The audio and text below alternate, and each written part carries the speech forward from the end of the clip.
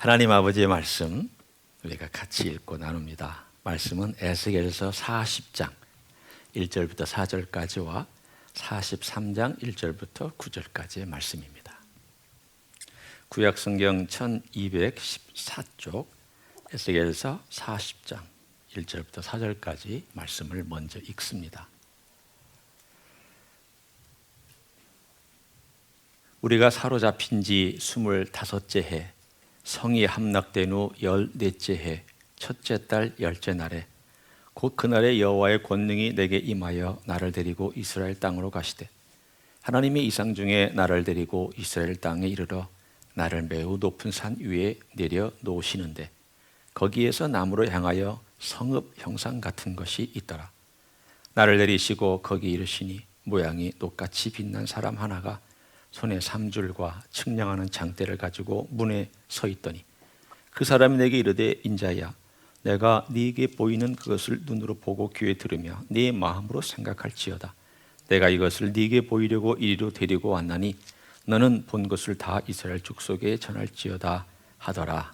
43장 1절로 넘어갑니다.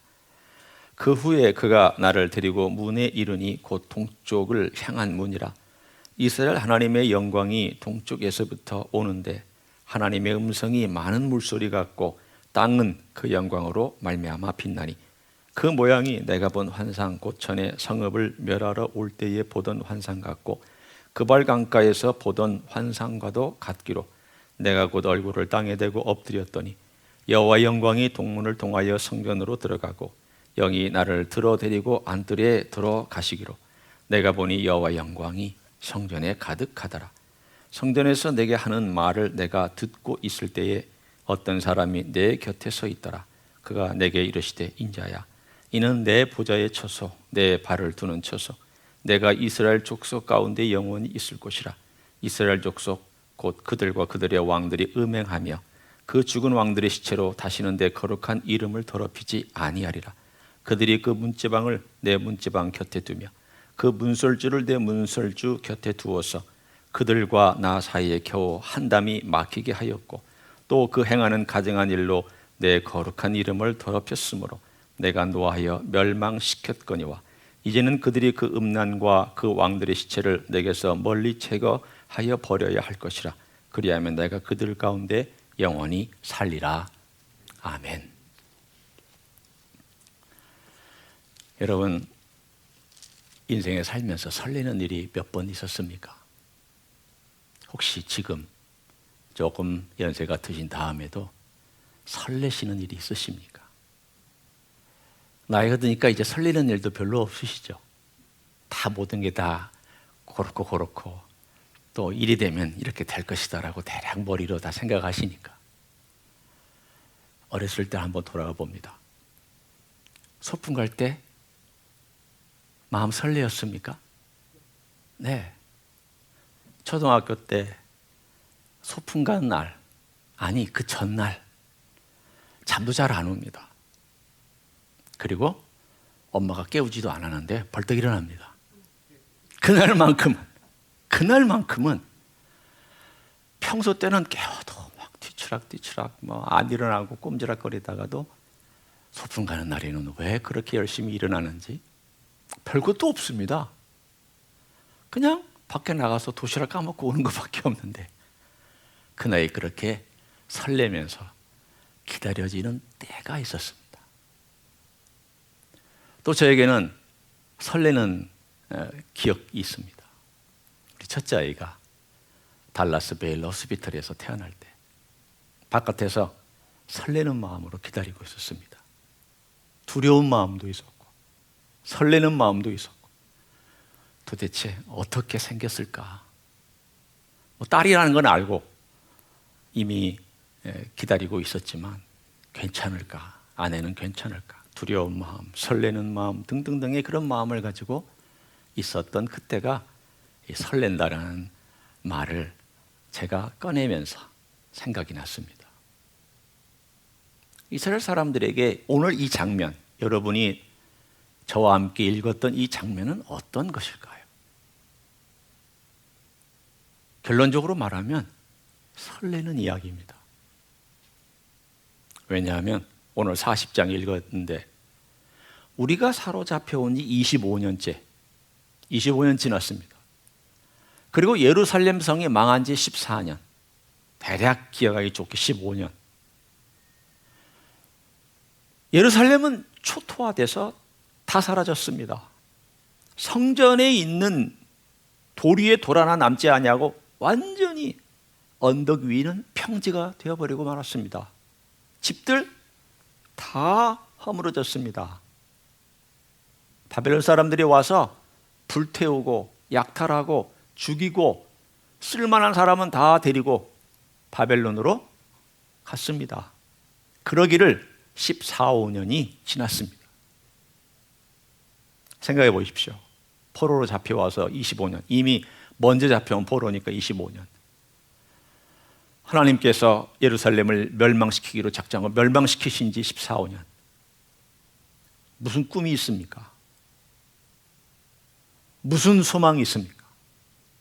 그런데 갑자기 하나님께서 그의 영을 끌고 가셨는지 그의 몸을 끌고 가셨는지 우리는 잘 모르지만 그를 끌고 다시 옛날 그가 살던 땅으로 돌아왔습니다. 환상을 지금 보고 있습니다. 높은 산에서 성읍이 보입니다.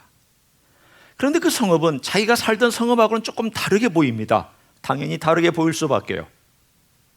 에스겔이 살던 시대의 성읍은 다 무너졌고 다시 세워질 성읍을 보여주고 있으니까 오늘 그가 긴가민가해서 나무로 향하여 성읍 형상 같은 것이 있더라. 예루살렘 성읍을 의미합니다. 성읍이 이렇게 쭉 펼쳐져 있는 것을 그가 환상 가운데 보고 있었습니다. 그랬더니 오늘 본문에 한 사람이 측량하려고 거기에 서 있었습니다. 우리는 이 사람이 누군지 모르지만 천사라는 것을 짐작할 수 있습니다. 한 천사가 우리 요즘으로 말하면 자를 가지고 서서 측량을 하고 측량하는 것을 에스겔에게 알려주고 있었습니다. 자, 가로는 길이가 얼마요? 세로는 얼마요? 들어가는 문은 폭이 얼마요? 이런 모든 것들을 자를 가지고 재어서 정확하게 에스겔에게 알려주고 너 이거 기억해라. 너 그대로 적어라. 그리고 그대로 전달해라. 말하고 있었습니다. 여러분이 성전을 잘 모르면 이거 외우기 힘들 겁니다. 그렇죠? 그러나 에스겔은 제사장이기 때문에 별 문제가 없습니다. 에스겔은 예루살렘에서 그가 포로로 잡혀가기 전에 예루살렘 성전을 구석구석을 다 아는 제사장입니다. 저방에 가면 뭐가 있고 저기에 가면 뭐가 있고 하나님을 섬기는 걸 어떻게 섬기며 제단은 어디에 있고 모든 것들은 그의 머릿속에 그가 제사장 직분을 시작하기 전부터 쉽게 얘기하면 인턴 레지던트를 하던 순간부터 그가 꿰뚫고 있는 내용입니다. 하나님께서 천사를 통하여 구획을 정해주고 자를 들어서 한 척 한 척 다 설명을 하자 그 머릿속에 다 들어옵니다.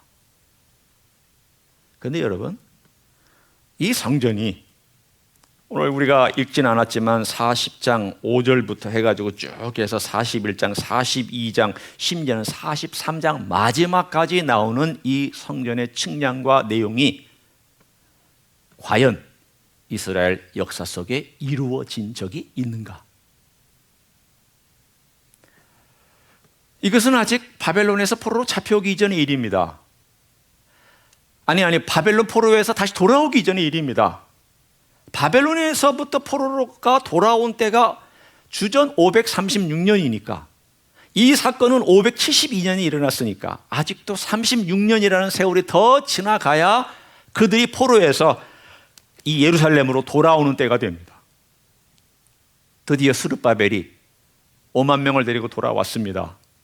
그리고 성전을 10몇 년에 걸쳐서 중단했다가 지었다 해서 결국은 515년경에 지었습니다. 그런데 이 성전 아닙니다.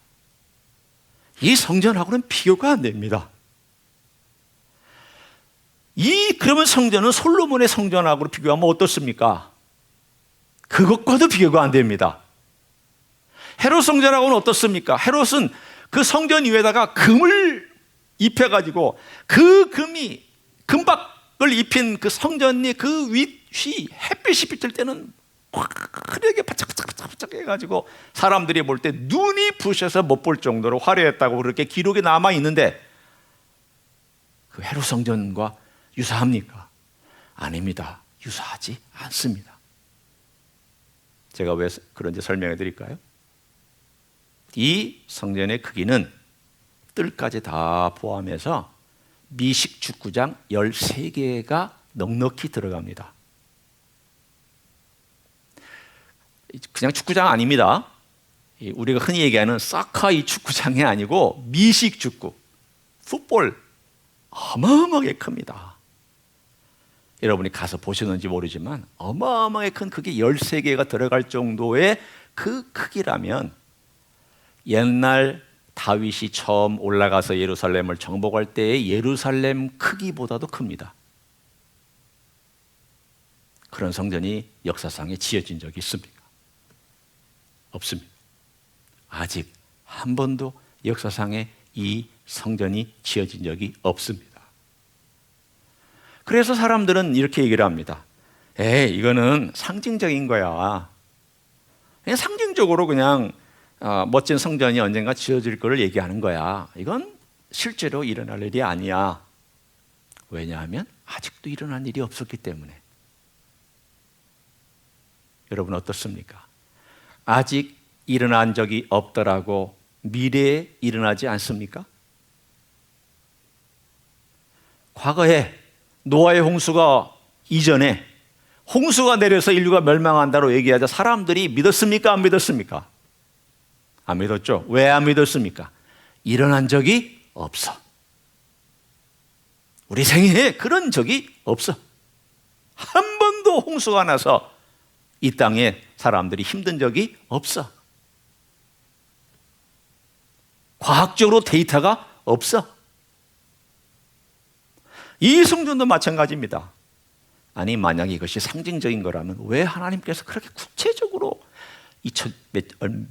우리말로 하면 몇 미터다, 몇 미터다, 방은 몇 개다, 어디는 뭐가 있다, 왜 하나님께서 에스겔에게 하나하나 코치코치 40장, 41장, 42장, 43장 넉 장에 걸쳐서 쓸데없는 이야기를 넉 장에 걸쳐서 하나님께서 주고 계십니까?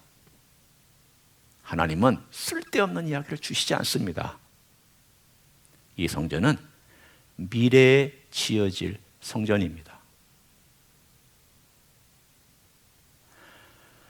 이 미래에 지어질 성전의 이야기를 하나님께서 보여주시면서 너희들에게 하나님께서 어떻게 생각하고 있는지를 기대해라. 너희들이 지금은 예루살렘에 아무것도 없고 성전도 다 초토가 되고 아무것도 없지만 언젠가 내가 이것을 다시 일으킬 것이다. 네, 기대해라. 이 이야기를 듣고 있는 사람들은 하나님이 우리를 버리시지 않았구나. 그리고 언젠가 솔로몬이 지었던 성전보다 더 화려하고 더 크고 더 멋진 놀라운 성전이 예루살렘 그 땅에 지어질 때가 올 것이구나. 이 이야기를 우리들에게 전해주고 있습니다. 여러분 제가 한 곳을 읽어드릴 테니까 여러분 한번 들어보십시오. 그냥 들으셔도 돼요. 이거 스가랴서 14장 10절인데 흥미로운 내용이 미래의 내용이 이렇게 기록되어 있습니다. 9절 10절을 제가 읽어드릴게요. 여호와께서 천하의 왕이 되시리니 그날에는 여호와께서 홀로 한 분이실 것이요 그의 이름이 홀로 하나이실 것이라. 온 땅이 아라바 같이 되되, 지금 이스라엘 땅을 얘기하는 겁니다. 아라바 땅은 어디냐면 요단강 계곡을 따라서 쭉 흘러서 사해까지 내려오는 저지대를 아라바라고 얘기를 합니다. 그러니까 모든 땅이 다 아라바처럼 낮아진다는 것이죠. 실제로 예루살렘 남쪽 림몬까지 이를 것이며 예루살렘이 높이 들려 그 본처에 있으리니. 희한한 표현이 나옵니다. 예루살렘 주변의 땅들이 다 낮아지고 요단강 그 계곡처럼 예루살렘이 높아진다고 그랬습니다. 잘 모르시겠죠? 저도 잘 몰라요. 그런데 한 가지 알 수 있는 것은 예루살렘만 우뚝 솟아오릅니다.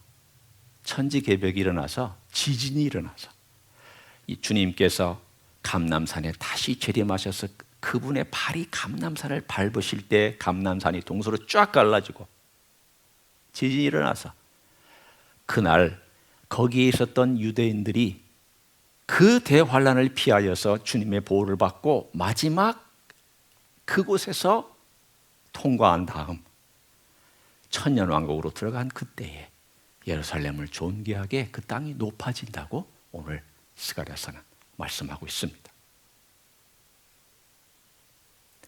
그날 주님께서 감람산의 땅에 그분의 발을 디디는 순간 그 예루살렘의 높이가 높아지며 그곳에 세워질 성전, 이미 그 전에 조금 세워져 있다가 더 넓혀지는지 아니면 주님께서 오셔서 직접 세워지는지 우리는 모르지만 그곳에 세워지는 이 성전은 거대한 미식축구장 13개가 들어갈 곳도 남을 만큼의 큰 성전이, 뜰까지 합쳐서 큰 성전이 그 위에 세워져서 열방 가운데 높이 들림을 받을 것이라고 말씀하고 있습니다. 여러분 시편을 볼 때 이런 표현이 나옵니다. 48편에 보면 저 북방에 있는 시온산, 높은 시온산이라고 노래가 나옵니다. 지금은 시온산 높지 않습니다. 주변의 산들 중에 감람산보다도 낮습니다. 그런데 이 시온산은 사실은 이 주변에 있는 모든 산을 다 통칭해서 말하는 거지만 원래 시온산은 감람산보다 조금 낮습니다. 그러나 그때가 되면 존귀하게 높아져서 우리 주님께서 그곳에서 다스리시는 놀라운 일이 일어날 것이라고 오늘 성경은 예언합니다. 그 자리가 어떤 자리일까요? 자, 43장으로 갑니다. 43장에 가보면 이런 표현이 등장해요. 하나님께서 그를 데리고 이제 쭉 성전을 설명한 다음에 문에 이르는데 동쪽 문에 이르렀습니다. 왜 동쪽 문에 이르렀을까? 거기에는 설명이 필요합니다. 그것은 곧 에스겔서 11장에 나와 있는 내용 때문입니다. 11장 23절을 보겠습니다. 22절부터 제가 읽어드릴 테니까 들어보십시오. 11장 에스겔 같은 책입니다. 그때 그룹들이 날개를 드는데 바퀴도 그 곁에 있고 이스라엘 하나님의 영광도 그 위에 덮였더니 여호와의 영광이 성읍 가운데에서부터 올라가 성읍 동쪽 산에 머무르고 주의 영이 나를 들어 하나님의 영의 환상 중에 데리고 갈대아 있는 사로잡힌 자 중에 이르시더니 내가 본 환상에 나를 떠나 올라간지라. 다시 얘기하면 예루살렘 성이 멸망하기 전에 그 성전에 머물렀던 하나님의 영광이 성전으로부터 동쪽 문으로 나와서 동쪽에 있는 감람산에 머물렀다가 그리고 떠나버린 사건이 11장에 등장합니다. 그런데 이 영광이 다시 43장에 동쪽의 감람산을 거쳐서 그리고 동쪽에 있는 문을 통하여 다시 하나님의 전으로 들어왔습니다. 지금의 이 동쪽 문이 황금문이라고 명칭이 있습니다. 여러분이 황금문, 예루살렘 그리고 콤마하고 황금문 쳐보시면 거기에 문이 이렇게 완전히 막혀있는 문이 있고 그 바로 아래 벽에서 사람들이, 유대인이 이런 새카만 모자 쓰고 계속 이러면서 기도하는 걸 여러분 보실 수 있습니다.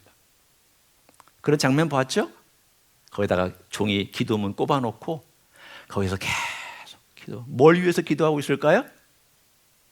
우리 자식 잘 되게 해주십시오. 그걸까요? 우리 아들 성공하게 해주십시오. 그거 기도할까요? 그거는 방문객들이나 하는 이야기.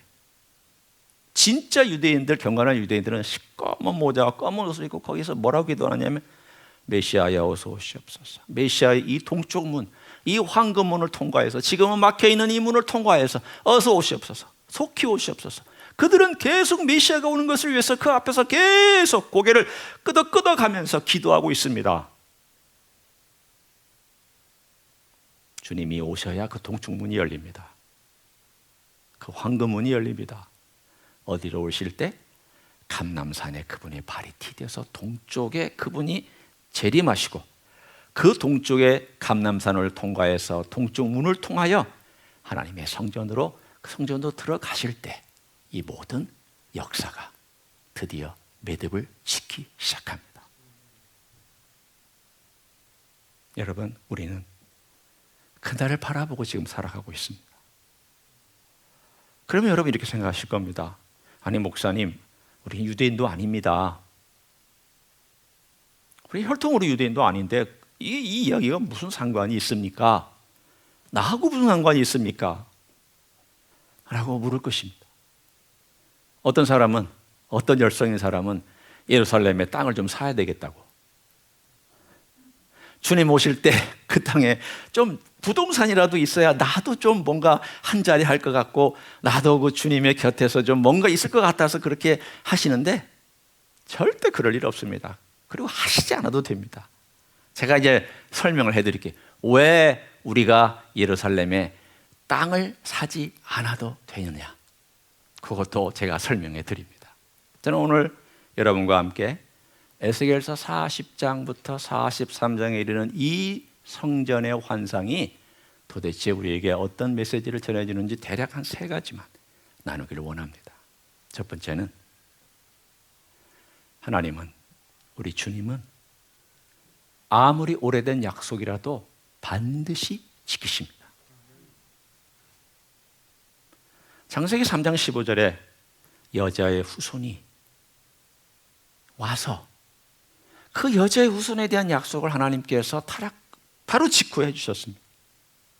그리고 시간이 지난 다음 아브라함을 통하여서 창세기 12장 1절, 2절, 3절 너의 자손을 통하여 열방이 복을 얻으리라 약속해 주셨습니다. 그리고 다윗이 왔을 때에 사무엘하 7장 14절에 약속하기를 너의 위를 영원히 둘 것이다. 예수님 오셔서 다윗의 자손으로 오셔서 이 땅에서 왕으로 오셨고, 사실은 왕으로서 사람들이 인정을 하지 않았지만 그의 십자가의 팻말에는 유대인의 왕이라고 이름이 팻말이 붙었습니다. 언젠가 다시 유대인의 왕으로 오실 것입니다. 이사야서 9장 6절에 이렇게 예언합니다. 그는 기묘자요 모사요 전능하신 하나님이요 영존하시는 아버지요 평강의 왕이라. 그의 어깨에는 정사를 메었고 그는 다윗의 왕위에 앉아 영원히 통치하리라. 주님께서 말씀하신 내용은 그는 다윗의 왕위에 앉아서 영원히 통치할 것을 말씀하고 있습니다. 지금 하늘에 계신 우리 주님은 다윗의 왕자가 아닙니다. 하나님 보좌 우편이라고 얘기를 하지 다윗의 왕이라고 얘기하지 않습니다. 어디에 다윗의 왕자가 있어야 될까요? 예루살렘이 있어야 됩니다. 다윗의 왕자는 예루살렘에 있습니다. 자, 43장에 한번 보십시오. 그 이야기를 정확하게 7절에 이렇게 표현하고 있습니다. 여호와 영광이 돌아왔어요. 동쪽 감람산을 거치고 동쪽 문을 거쳐서 그리고 성전 안으로 들어왔더니 7절에 이렇게 얘기합니다.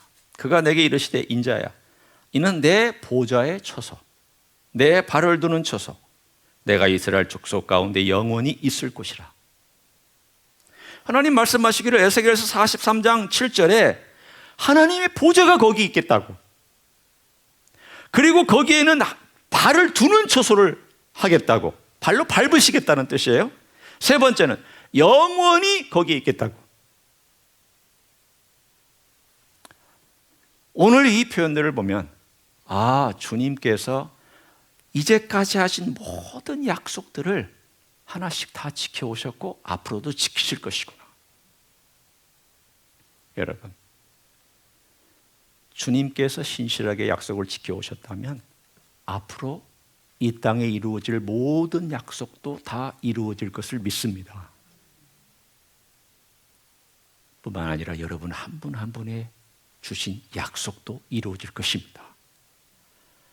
우리는 기분에 따라 흔들립니다. 우리는 몸이 좋을 때는 모든 걸 할 수 있을 것 같다가도 기분이 나쁘거나 몸이 아플 때는 아무것도 못하는 것처럼 침체하고 가라앉습니다. 우리는 갑자기 주님을 위해서 내 인생을 다 불태울 수 있을 것 같다가도 어느 날은 내가 뭘 어떻게 할 수 있나 우울해지고 좌절할 때가 있습니다. 우리는 기분에 따라 흔들리고 우리는 환경에 따라 흔들립니다. 주님을 사랑했다가 말다가, 충성했다가 말다가, 열심히 기도했다가 말다가. 그런데 흔들리지 않는 주님의 약속이 꼭 있습니다. 주님이 흔들리는 분이 아니기 때문에 주님의 약속도 흔들리지 않습니다. 따라서 우리가 삶 가운데서 흔들릴 때마다 여러분 조금 눈을 좀 트시고 현실만 바라보지 말고 미래에 이루어질 일들이 어떻게 펼쳐질까를 저 머릿속에 자꾸 여러분 스스로 세뇌하십시오. 나쁜 의미로 세뇌하라는 게 아니라 프로그래밍을 하시라는 겁니다. 왜냐하면 하나님의 약속이니까, 하나님의 말씀이니까, 신실하신 주님의 말씀처럼 이렇게 될 거니까 앞으로 내가 어떻게 살아야 되지? 주님의 신실한 약속이 이루어질 건데 어떤 자세로 내가 걸어가야 되지? 주님이 나에게 도전해 주실 때 내가 어떻게 살아야 되지? 이 땅에 걸어가는 동안 내가 이 땅의 현실만 바라보고 살지 말라고 주님 말씀하고 계시잖아. 내가 어떻게 해야 구체적으로 볼 수 있을까? 여러분 막연하게 죽으면 천국 가요, 그렇게 생각하지 마십시오. 천국 가죠. 확실히 믿는 사람 천국 갑니다. 그러나 우리가 부활의 몸을 입고 먼저 거쳐야 될 것은 천년왕국입니다. 1000년 동안 주님께서 약속했던 것 이 땅에서 이루시고, 그리고 우리와 함께 그 땅을 거치고 나서야 새하늘과 새 땅에 들어갑니다. 여러분, 리크리에이션이 있고요, 뉴 크리에이션이 있어요. 리크리에이션은 원래 있던 것을 다시 재생해서 새롭게 하는 것을 리크리에이션이라고 그래요. 뉴 크리에이션은 있던 걸 재생한 게 아니에요. 뉴 머티리얼이에요. 요한계시록 20장까지는 리크리에이션이에요. 요한계시록 21장부터가 뉴 크리에이션이에요. 천년왕국은 리크리에이션이에요. 이 땅에 주님께서 1000년 동안 다시 깨끗하게 만든 땅에서 살아요. 그러나 이 땅과 이 하늘은 옛 하늘과 옛 땅이기 때문에 사라지게 되어 있어요. 새 하늘과 새 땅과 새 예루살렘이 하늘에서부터 내려오는 21장이 또 기다리고 있어요. 여러분이 사는 영원한 천국은 21장의 이야기지만 우리의 이야기는 이 영원한 21장 전에 20장이 있어야 돼요.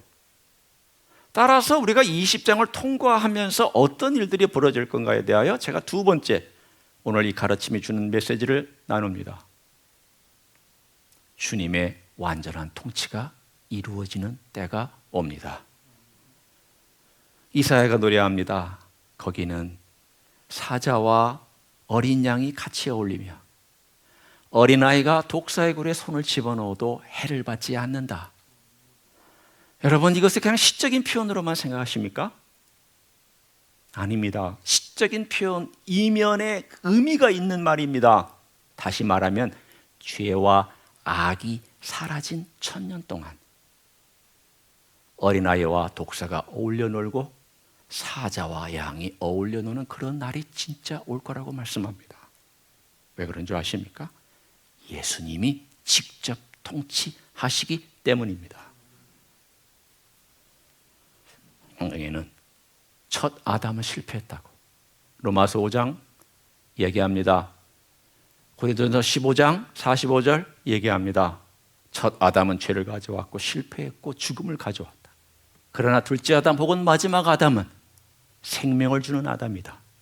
생명을 가져왔고 그분은 창세기 1장과 2장에 있었던 그 약속, 그때 그 가지고 있었던 하나님과의 교제, 하나님과의 만남, 그리고 하나님의 얼굴을 직접 볼 수 있었던 그 놀라운 교제를 다시 회복시키는, 생명을 주는 주님의 통치가 이 땅에서 있을 것이다. 여러분, 그 통치에 예수님을 신실하게 지금 믿고 있는 여러분과 저는 무슨 역할을 할까요? 우리는 그 땅에 이 육체를 가지고 들어가지 않아요. 우리는 부활의 몸을 가지고 들어가요. 그러나 그 환난을 통해서 남아있는 약 한 20억의 인구들 중에 얼마나 많이 들어갈지는 모르지만 한 인류의 3분의 1은 육체로 그 나라에 들어가요. 그러면 다시 재생산하는 일이 생겨나요. 다시 아기를 낳고 다시 생산하고. 그래서 같이 어울려 살 거예요. 그 어떤 사회가 그런 사회인지 저도 상상이 잘 안 되지만 성경 이야기를 제가 지금 그대로 여러분에게 전해주고 있어요. 여러분의 부활의 몸 때 어떨까? 제가 며칠 전에 이 오른쪽 백내장 수술을 받았어요. 약간 지금도 이렇게 환한 빛이 오면 약간의 이렇게 눈이 부심이 있습니다. 그날 되면 백내장 없어집니다. 그날 되면 우리 최 권사님과 제가 나이가 똑같아집니다. 지금 제가 맘 못 먹어요. 그때는 같이 맘 먹을 수 있어요. 지금은 우리 조 권사님은 다리가 불편해요. 걷는 게 힘들어요. 그날에 날아다닐 거예요. 어디에 그 기록이 있는지 제가 읽어드릴게요. 자, 시편 110편을 제가 여러분에게 읽어드립니다. 그날을 기대하세요. 설레는 마음으로 기대하세요. 시편 110편 3절을 제가 읽어드립니다. 주의 권능의 날에 주의 백성이 거룩한 옷을 입고 즐거이 헌신하니 새벽 이슬 같은 주의 청년들이 주께 나오는도다. 유명한 구절이죠. 주의 권능의 날이 언제입니까? 주님이 다시 재림하셔서 이 땅에 악과 죄를 다 쓸어 없애시고 주님의 나라를 건설하시는 그때를 의미합니다. 그때에 주의 백성이, 주를 믿는 거룩한 백성들이 거룩한 옷을 입고 즐거이 주님께 나와요. 주님과 함께 같이 이 땅에 임해요. 감람산에 발을 디디실 때 같이 올 거예요.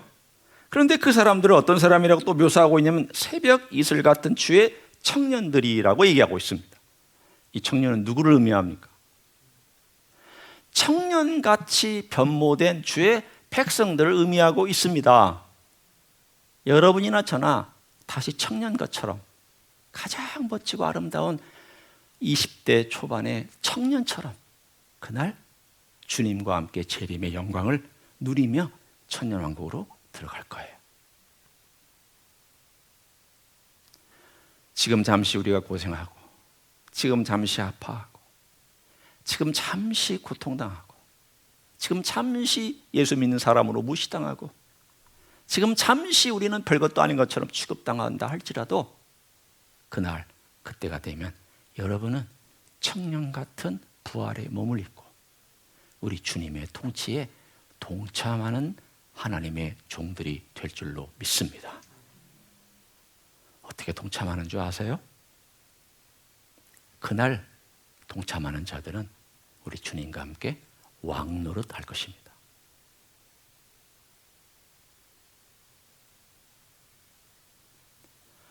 목사님, 저는 한 번도 정부기관에서 일해본 적이 없는데요. 아니, 목사님, 저는 한 번도 다스리거나 뭐 이렇게 누구 위에 뭐 이렇게 뭘 해본 적이 없는 사람인데요. 저는 그냥 이렇게 뒤에서 이렇게 섬기는 일만 하던데요. 여기에 다 그런 사람들입니다. 저를 포함해서. 그렇죠? 일근 권사님 언제 정부기관에서 일해보셨습니까? 언제 다른 사람에게 이래라 저래라 말하는 그런 명령권자였습니까? 한 번도 그런 적이 없어요. 그런데 놀라운 약속이 있어요. 온유한 자가 땅을 차지할 것이라. 이 약속은 이 땅에서도 일부분 이루어지지만 주님의 나라에서 이루어질 말씀이에요.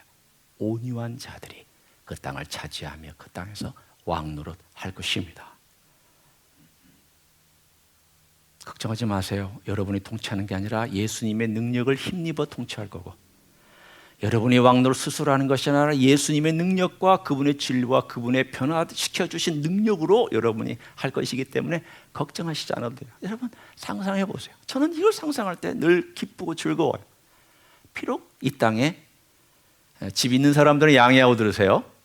내가 집이 없어도, 내가 이 땅에 땅이 없어도, 내가 이 땅에 소유한 것이 없어도 주님의 나라에 가면 주님이 주실 것이다. 땅이 있는 분도 괜찮아요. 집이 있는 분도 괜찮아요. 주님 잘 섬기시면 돼요. 그러나 이 땅하고는 비교할 수 없는 찬란함과 멋짐과 영광과 존귀가 그 땅에 있어요. 두 번째 교훈입니다. 여러분, 주님의 완전한 통치가 그 땅에 있을 것입니다. 세 번째, 주님의 임재를 기대하십시오. 임마누엘의 하나님이라고 약속하신 주님께서는 지금 하늘의 보좌 우편에 앉아 계시면서 성령님을 통하여 임마누엘을 우리에게 경험하게 해주고 있습니다. 여러분이 예수님 얼굴 직접 본 사람은 없습니다. 혹 계시다면 이해해 주세요. 제가 볼 때는 없습니다. 물론 어떤 사람들은 예수님 얼굴 보고 꿈에 보고 주님을 믿게 된 그러한 모슬림들도 있습니다. 주님께서 직접 찾아오셔서 그들로 하여금 예수 믿게 만드는 이야기, 스토리 있습니다. 그러나 이거는 일반적으로 일어난 일 아닙니다. 주님은 하늘 보좌 우편에 앉아 계신 분입니다. 성령님을 통하여 우리와 임재하시고 우리와 함께 동해 주시는 하나님이십니다. 그러나 그날 그때 주님께서는 이 땅에 부활한 몸으로 하나님의 성전에 그 보좌에서 계시면서 이 땅을 통치하실 것입니다. 1000년 동안 통치하실 것입니다. 누구든지 와서 예배할 수 있고 누구든지 와서 만날 수 있습니다. 스가랴서 14장은 그래서 이렇게 얘기를 합니다. 초막절에 모든 나라들이 와서 예루살렘에 와서 그 왕을 예배할 것이라고, 그 왕을 경배할 것이라고. 놀라운 일입니다. 1000년 동안 이 땅에 하나님의 약속이 이루어지고 나서 맨 마지막 1000년 후에 한번 사탄이 다시 풀려나서 이 땅에 육신으로 태어났던 사람들을 다시 미혹하는 사건이 한 번 더 있습니다. 우리는 미혹할 수는 없지만, 부활의 몸을 입은 자들을 미혹할 수 없지만, 다시 육신으로 그 땅에 들어가고 천년왕국에 들어갔던 사람들을 미혹해서 허다한 사람들이 그 미혹에 넘어가서 예수 그리스도를 반항하다가 결국 하늘에서 불이 떨어져서 이 모든 사람들이 멸망당하고 난 다음에야 모든 죽은 자들이 다 부활되어서 심판받고, 그리고 나서야 영원한 하늘과 영원한 지옥으로, 영원한 불구덩이로 갈라져서 인간 역사가 그렇게 끝이 납니다. 어디까지 인간 역사입니까? 창세기 우리가 인간의 아담이 처음 만들어진 때부터 주님의 천년왕국과 그리고 마지막 심판 직전까지가 인간 역사입니다. 그리고 나면은 그 다음에 어떻게 되는지 아십니까? 주님께서 위임받은 모든 고난과 모든 영광을 다시 아버지께로 돌려드립니다. 저는 이게 무슨 의미인지 잘 알지는 못합니다. 그러나 인간 역사의 마지막을 이렇게 표현한 것이라고 저는 제 개인적으로 해석합니다. 주님께서 인간이 되셔서 이 땅에 오셔서 인간을 대표하고 인간을 대신해서 십자가에서 죽으시고 우리를 구원하시고, 그리고 주님의 어린 양과 주님의 사람편의 선자를 데리고 인간의 모든 역사를 완성하시고, 그리고 천년왕국을 통하여 모든 인간의 역사를 마감하신 다음에 인간 역사가 끝났을 때에 그 모든 영광과 존귀를 다시 아버지께 올려드리고 새하늘과 새 땅으로 들어가는 이야기일 것이다. 저는 그렇게 해석합니다. 제가 틀릴 수도 있습니다. 그러나 흐름은 맞습니다. 여러분, 그때를 마음에 두고 살아가십시오. 설레는 마음으로. 주님, 이 땅에 사는 것이 전부가 아니고 짤막합니다. 그런데 이 땅에 사는 이 기간 동안 제가 주님의 나라를 바라볼 수 있으니 참 감사합니다. 주님께서 놀라운 일들 행하시겠다고 약속해 주셨고, 그 장소와 그 시간을 향하여 오늘도 걷고 있으니 감사합니다. 기대하셔도 됩니다. 설레셔도 됩니다. 잡으셔도 됩니다. 믿으셔도 됩니다. 신뢰할 만한 하나님의 약속이며 우리 주님의 말씀이기 때문입니다. 그때 걸어가실 때까지 이 땅 위에서 나그네 인생 좀 견디시고 힘들더라도 우리 주님 생각하면서 이기시고 우리 주님을 위해서 살아가시고 주님을 위해서 헌신하시고 주님을 위해서 눈물 많이 흘리시는 여러분 되시기를 예수님의 이름으로 간절히 축원합니다. 기도하겠습니다.